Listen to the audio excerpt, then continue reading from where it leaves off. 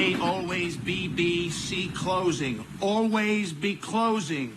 Always be closing. There's this idea in the world of sales that one must be a good closer to be effective. But what exactly does that mean to be a good closer? What's the truth about how to close a deal? Is it what Hollywood portrays? In a famous scene from the 1992 movie Glengarry Glen Ross, a sharply dressed and highly successful sales leader named Blake, played here by Alec Baldwin, comes in to whip this team into shape and excoriate this group of lazy sellers. All but one. Well, I'm going anyway. Let's talk about something important. Put that coffee down.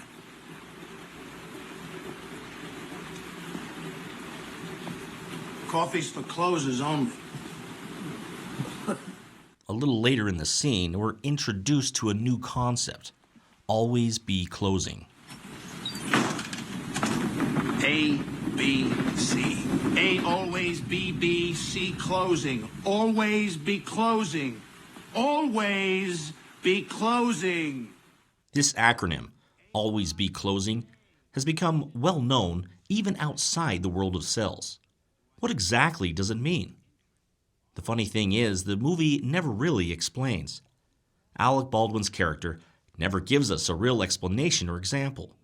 We don't get to see him close any sort of deal. Get out there. You got the prospects coming in. You think they came in to get out of the rain? This scene, while iconic, is mostly just a bunch of insults and bluster, coupled with some fantastic acting. Are you man enough to take it? Then there's the famous 2013 movie, The Wolf of Wall Street. In this famous scene, a silver-tongued phone salesman named Jordan Belfort, played by Leonardo DiCaprio, leaves his co-workers speechless by effortlessly persuading a guy over the phone to invest thousands of dollars in worthless penny stocks. One thing I can promise you, even in this market, is that I never ask my clients to judge me on my winners. I ask them to judge me on my losers because I have so few.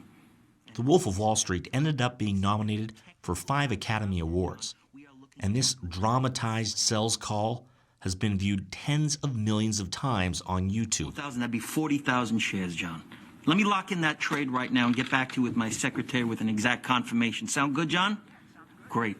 Hey, John, thank you for your vote of confidence, and welcome to the Investors Center. Yeah, thanks a lot, man. Bye-bye. There's also a similar scene in the 2000 movie Boiler Room, where a slick-talking character played by Vin Diesel manipulates a wealthy doctor on a call by delivering some well-rehearsed lines. The whole firm's going nuts. Hold on, let me open up the door to my office.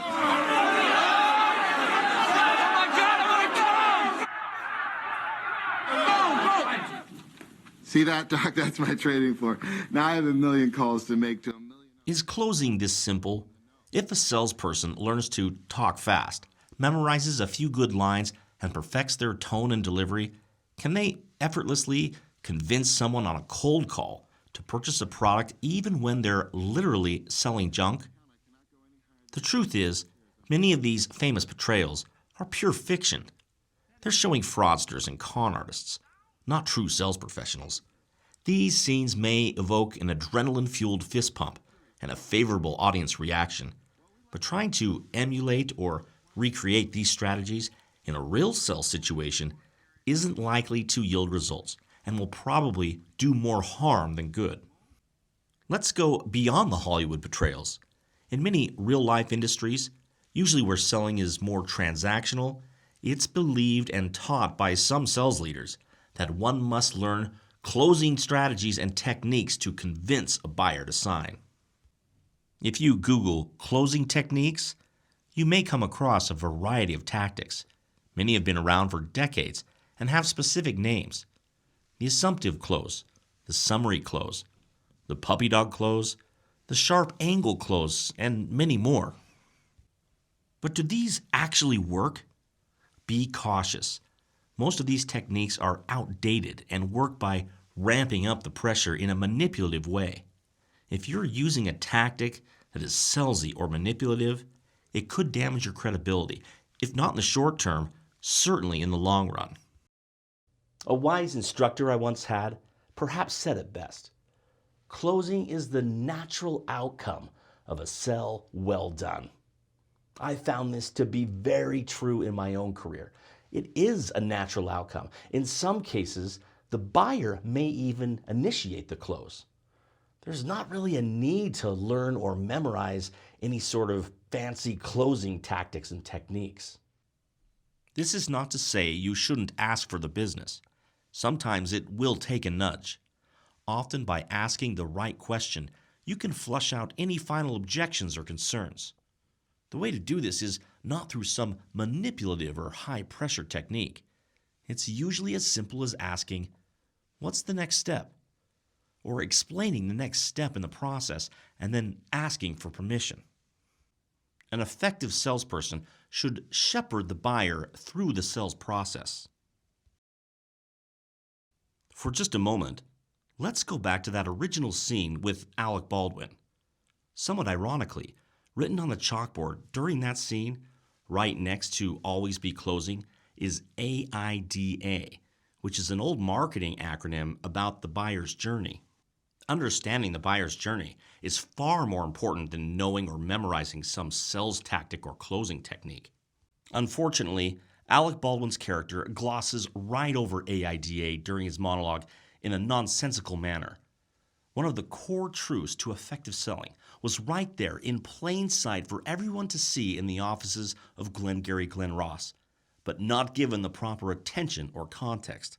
Perhaps it's time for those of us in professional sales to rework the ABC acronym into something more useful.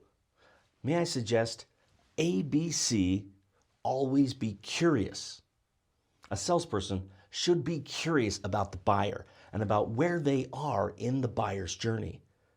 They should be curious about a buyer's needs and about their pains. They should be asking more and deeper questions to the buyer to understand those needs and pains. Salespeople who do this find more success because it enhances the buyer's experience. And that's the real truth about how to close a deal. ABC, always be curious.